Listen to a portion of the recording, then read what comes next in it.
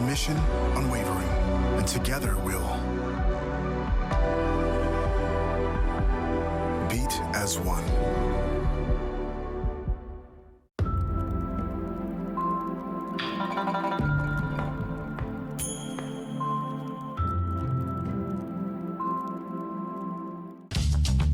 This program is brought to you by Ignite TV. Now you're in command.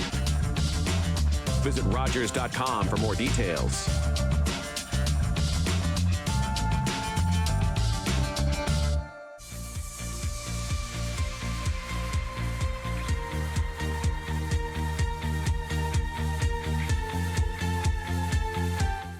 Welcome to Community Close-Up. I'm your host, Sharen Skelly, and today's guest is Jill Umbach. And Jill is from the Poverty Task Force here in Owen Sound, and you are connected with the United Way of Owen Sound Grey Bruce. That's correct. I suppose it's the anti-poverty task force, if you want to look at it that way. Yes, we're definitely anti-poverty. We're definitely reducing poverty, trying to reduce poverty, and all of that is defined as poverty in our community. Right. And of course, during the pandemic, there's been a lot of new issues have arisen regarding poverty that weren't, issues before that we'd never really had thought of. And the pandemic seems to be going on and on and on. So we can talk about those. But it seems that there are two things that there seem to be issues that are common throughout the pandemic too. And they seem to be housing and wages that just seem to be chronic problems for people facing poverty, and people that are just low wage earners, people that are sort of subsisting throughout Grey and Bruce and Owen Sound. We'll consider Owen Sound part of the area. Housing seems to be quite an issue, and it seems to be getting worse. The problem seems to be worse, and it's affecting a lot of people for a number of reasons. I guess one of them is the rent for people seems to be outrageous, I guess is one word. The rent seems to be going up, and it seemed to skyrocket throughout the pandemic, just went out of control. And the wages don't seem to match the rents at all. And housing costs, even if you want to buy a house. I mean, anyone that I just sort of peruse, I'm not in the market to buy a house. I don't think I ever will be able to. You look at the prices and you just, you swallow your tongue. 1 million is just sort of standard. $799 is just, an average. Anything with a 3 at the front, you look at it, what? Even if you did buy it, could you live in it? Yep. Could you live in it? No, because you'd have to fix it up to live in it. So you'd need a lot of money just to live in that house. Yep. So, it's just amazing. And there's so many people underhoused or homeless, and we don't even have the resources for those people. So that's an issue. And then, of course, there's jobs, right? So we can talk about all of that, and you're the expert. Well, I'm not the expert.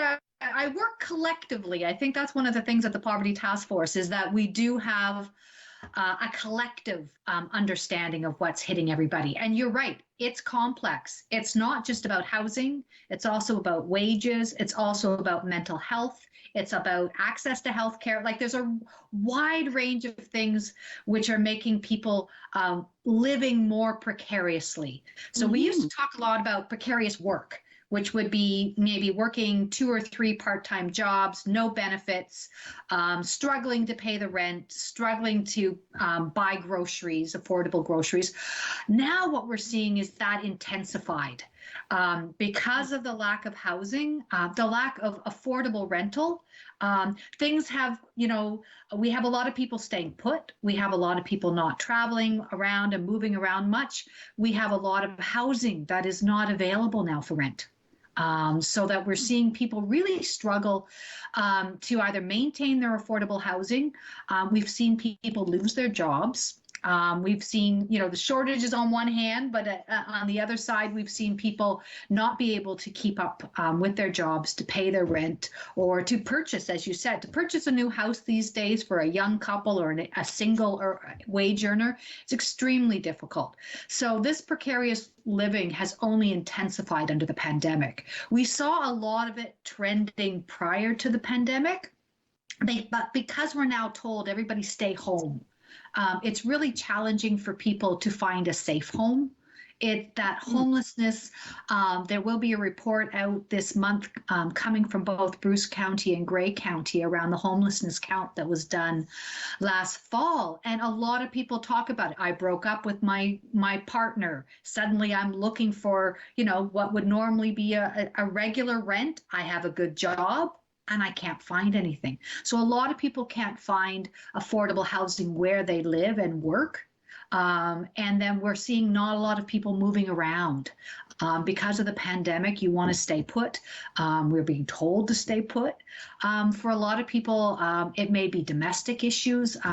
We only have 50% capacity during the pandemic available in some of the women's shelters. So, the ability to move and find something better or safer is very much challenged under this pandemic. Mm-hmm. And also, when you were saying moving around, transportation is another thing. Mm-hmm. People can't get around literally, so transportation just even to get to jobs, or the ability to afford a car. I mean, yeah, so all of that requires you to be making enough income. And we know that just, recently the provincial government raised the minimum wage to $15 an hour, and it's still not sufficient. It's still not going to address the need to be able to pay for rent or your mortgage. If you are, if you do own your own house, staying housed is difficult.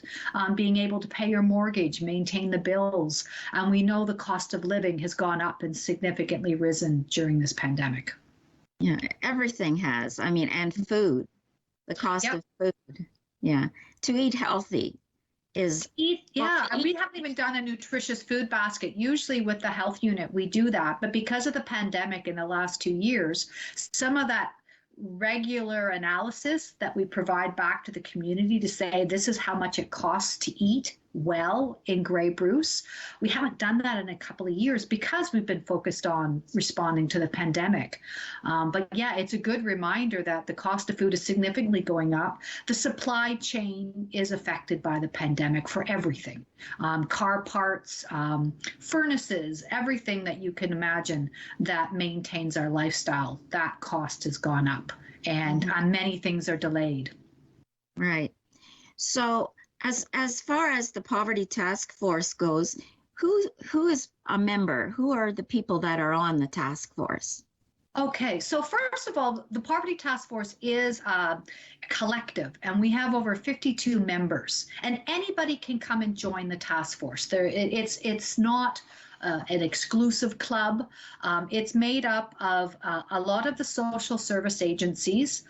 It's funded by Grey County Human Services, Grey Counties, they haven't shifted officially to that name yet, I should say. It will eventually be Grey County Human Services, but it's currently Grey County Social Services and Bruce County Human Services and the United Way. So that's where that funds just some of the administrative support. Backbone agencies have been the health unit and others that support coming together, analyzing the issues. But we have a lot of community organizations, and we have a lot of community members that also come individually.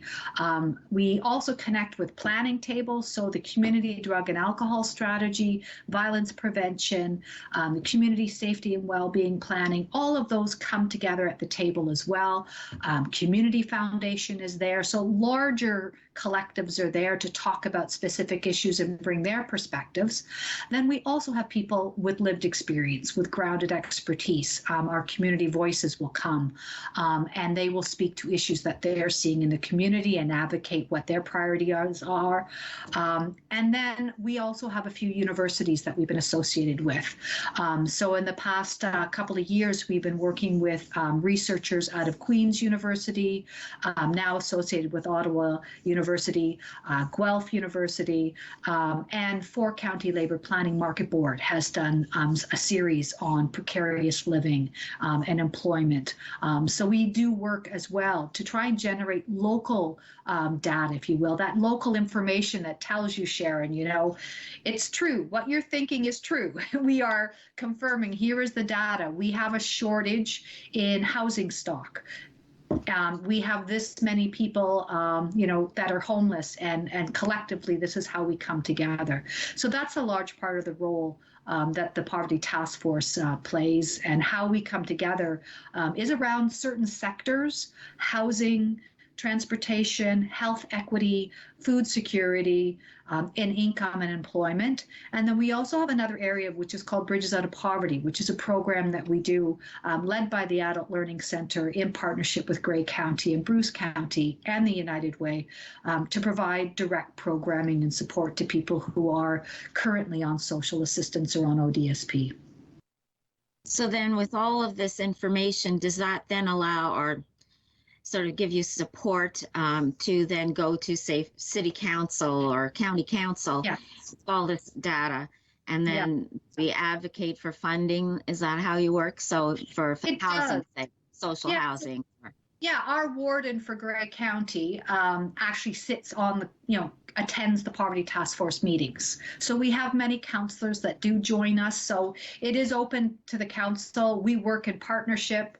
They approve our funding in the sense that, are we on the right track with really coming up with concrete ideas and then looking at what is the system change? So yes, how do we need to advocate up to the provincial and the federal governments to say, look, you cannot ignore what's happening in the rural area. We do experience things differently here than the city does with the way they access resources. So we don't have the same hubs and systems where you can hop on the subway and just go down to your local food center, right? If you do not have a vehicle and you live in Allenford, you're not going to be able to access even the nearest food bank. Is going to cost you money to get to. Right? So this is where we take a rural lens perspective and we analyze, well, what it's like in Grey Bruce. Collectively, on the other side, we do a lot of homegrown planning here. People know each other much better than they do in the city. So we have less silos, and we try to say, so rather than trying to duplicate what the community drug and alcohol strategy might be doing around harm reduction, we support it. We work with partners to say, this is how we collectively work together. So in some ways, locally, we've got a lot of strengths because of the way we interact and network. And I think that is because we have several tables that work well together. Mm-hmm. One of the issues that is, well, it's quite problematic, is the fact that we don't have enough like there's too many homeless people. Yep. I mean, it's just a fact. Yep. And there aren't any shelter. Like there's a women's shelter, but you know, that's not a shelter for homeless men, homeless youth, and not enough shelters for homeless women. So how are we addressing that? I know you're working very hard, but it seems like it's just so frustrating. So how are you addressing that, and how can we help you how can the community support you to get that accomplished? Well, I think there's two things. I mean, we a large number of the people that we meet and work with and our partners support, partners like Safe and Sound, partners like the YMCA Housing and Homelessness, partners like Grey County Housing and Bruce County Housing, collectively came together and did the enumeration, the point in time count last year, and they will be releasing a new report within the next couple of weeks. One of the biggest challenges that we do have available places to put people in a motel. So we, Right. we do use the motel system to shelter people. It has been very difficult and very expensive to do so because of the scarcity. A lot of places, were not open. Some places will only take people that are not at risk of having contracted COVID. And now that COVID is all in our community, we really are not struggling, but it's not such an easy fit anymore. When we had a few people, we could put them house them in, say, temporarily in a motel, work on a plan to get them more short-term and long-term housed. Our challenge is that with the shortage of housing stock and transitional housing that we need for people, the counties are the ones that really do a lot of the investment in the builds for social housing, and they also supplement to make affordable housing available for people, rent geared to income.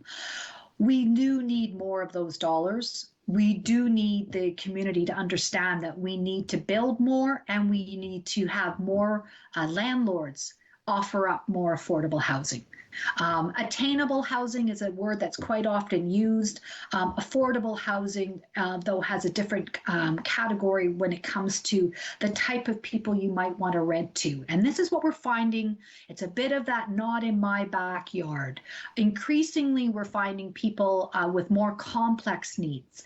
People are homeless on the street, and they can go through maybe 4 or 5 homes in a year. So they have been housed, it's not worked out. Sometimes there's a mental health and addiction component there. We have long wait lists for people that are mild to moderately having a mental health experience. So I think the wraparound services are just as critical. First, we need to house people, but we need to ensure that there's some services there for them, that there is some mental health support or some addiction support that will enable them to stay housed. Because I think that's one of our biggest challenges is, this week I can put so-and-so in this apartment, I can supplement it, but without some support to help them. And we all know right now under the pandemic that our stress levels are much higher. Conflicts are going to be higher in households, right? Some people, it's family breakdown and youth are out. In other cases, it's you're dealing with a mental health experience and your roommates just aren't going to deal with you.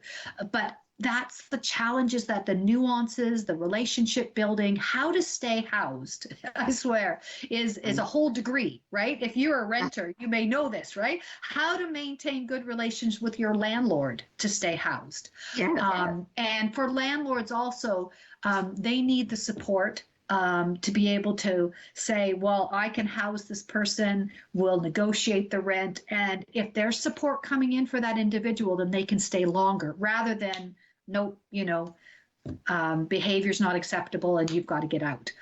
So it's the community. What we need from the community is that sense of we can't send people away. We can't say, okay, we're going to send everybody over there to another shelter. And we can't find another place for them. We need to say, how do we enable people to live in our community and find affordable rent? And how do we advocate for more mental health support services or more addiction support services so we can keep that person housed and they're not moving every couple of weeks? Yeah, it's like a cycle. It is. Yeah. The chronically homeless is what we are, the both counties have been examining. There is a by names list that was introduced last year, and a by names list is where you have people with complex issues. So it's not just finding an apartment. It is all the other support services that need to be there for that person. And it's finding the right place for that person too. Some people need to live alone. Some people need to be in a larger group setting. Some people, really struggle, with living in the city of Owen Sound. They're better off someplace else, so finding the right place. Certainly the family supports, some of that needs to be navigated. How do you make back, when you've burned all your bridges with everybody around you, how do you build that back so that you have some community support and or family support too? And that's where the mental health supports come in. I mean, they need people to help them, facilitate them through Yep. that. Navigate that how do we get back from where we were? Yeah. It's not just a roof over your head and food. You need all of those other supports, health, mental health, spiritual health, all of that. And yeah, it's so complex. And we need those people in our community to help people navigate that. You're so right. And then going on to that, then we need work employment supports for people. Yes. So yeah, that it's even harder these days. I mean, it's so complex right now. We know people are unvaccinated. We know people are stressed out, and we know people, there's a lot of people that have been on the front line for quite a long time, and they're tired and they're burnt out. So, and that, employers are struggling to stay afloat, stay open, stay curbside, whatever they can do right now during this current partial lockdown. And it's really, really tough. It's, if your kids are at home and you're a single mom and you can't get into the childcare because there's wait lists to get into childcare right now, it's really tough. How do you balance your child being on screen, learning, parent, work, all of those factors? So it's very, very complex. We have some fantastic employers that are flexible, but a lot of people that are making a lower wage are usually in the retail or restaurant industry, and they need to be in person. So you can't work from home. No. And that's a large part of the population that is really struggling. Parents these days are trying to do it all, and we know you can't do it all well without having lots of other resources. So if you don't have extended family support, if you can't pay for babysitters or dog walkers or all those luxuries that help you cope, then a lot of people, are struggling. And we know that the government did assist last year well with the CERB and other resources that really did allow people to stay home for a while. But now we're all expected, to be back out, although not for the next couple of weeks. But and so that income isn't always coming in. So that's challenging. I know I have a granddaughter. I live with my family. We decided to do multi-generational living, and so that's how we are managing. And I have a granddaughter in primary, or whatever you call it, nursery school. Yeah, nursery and school. Have a runny nose, they can't go. Yeah. Now, I've never known a 3-year-old that didn't have a runny nose. Exactly. You can't go, so they have to stay home.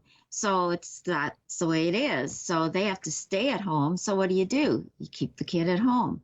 So now there's a whole other, the kids can't go if they've got any kind of normal, what used to be normal is now, a warning sign, a red flag that they may be ill with COVID, which normally would be nothing.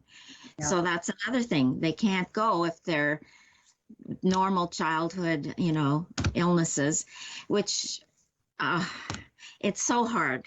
It's extremely difficult. It's exhausting. I would say. I mean, I'm a single parent. I am very, very fortunate that I have a teenager who does well with online learning. But in the beginning, it wasn't so easy. She was in grade 8. She's now in grade 10. I mean, this has gone on for a very long time. I mean, like, as a parent, there's a lot of stress and I think that's a thing when chronic stress sets in. We have to recognize where we're at. And understand that there's a lot of stressors that are going on right now.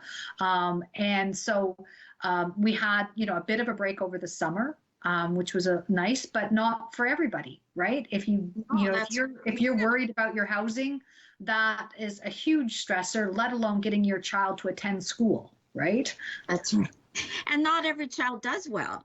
Like, thankfully your daughter does, but I'm sure she misses the interaction with her friends and I mean, that's not like our children need that. So like the social part, that's just as important as as, learning, the 3R, I don't even know anymore. Yep. She missed her not grade 8 our grad. There's no dances. There's like no we need to parties. There's none of that teenage stuff. Yeah, no. And we all needed that. They need that too, Yeah. to get in a little bit of trouble and, learn how to navigate through life and problem solve and that Yeah. kind of thing. That's all part of learning.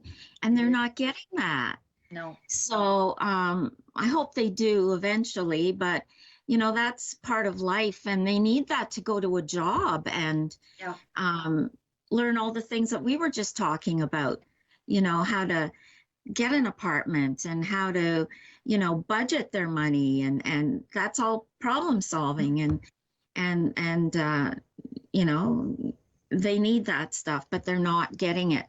So Jill, with the Poverty Task Force, do you you have a website for people to do. go on? Do you have updates that people can read about what you're up Yep. to and what you're doing, and if they're interested in following? Yes, please. Yes, we have since the onset in March 2020, we have been producing weekly. It was actually every 3 days. I think I'm probably up there around 85 updates, which collectively says what everybody's doing, what's the latest data on this. So it's both got local data content, national policy advocacy issues, and then it will also state, who's doing what, where, when, how, and as much as possible, we have on our pandemic page for COVID response, we have COVID resources. So it has lists of what's available, what's happening, and in the very beginning, it was really quite critical. We had to pivot very quickly as to who's open, how are we going to operate, how will the soup kitchen stay open, how will the food bank stay open, and we worked very closely within the first 6 months with the health unit to develop the policies for delivering food, pick up food, all of those things that enabled so many volunteers all across Grey Bruce to stay open, move to curbside, and still get food delivered and or picked up for so many thousands of people and new families, families that suddenly found themselves unemployed. So it's been an incredible network of people that have come together for both housing and homelessness, around food and others. And that's all on the Poverty Task Force website. Our newsletters, if you go to it, it'll have the latest on housing numbers. For shelter, it will have the latest on, we have actually a whole new food app, Bruce Gray food app that will actually have all the data on food banks, community gardens, on foodrescue.ca, which is a program we support. And it will let you know what's happening with all the food banks as well. So we've collectively brought that data together for community members. And there's also to remind people that there's 211 is a good resource. So if you need to, if you're looking for any kind of resource in the community at all, that you just call 211 and someone will actually answer the phone. They will. And it's really odd when you call and they go, hello, and you think, wow, someone's on the other end of the line. This is really interesting. And they will give you all kinds of resources and tell you what you need and answer your questions and they will help you. So they can also register you, which is really important as well, Sharon. They can register you for some of the utility support programs and things that you might need to keep housed. Yeah. Well, thank you very much, Jill, for joining us here on Community Close-Up. We've talked a lot and we've just brushed the surface. Yeah. But I mean, we've talked a lot about the really pressing issues here in Grey Bruce and Owen Sound about that around poverty. And if people want to know more, they should go to your website. So thanks for joining us here, Jill, and we'll have you back again maybe after we've read some of these reports. And join us here again on Community Close-Up. And remember, it's your community, so you really should take part. Join us again here on Rogers TV. I'm Sharen Skelly. See you later.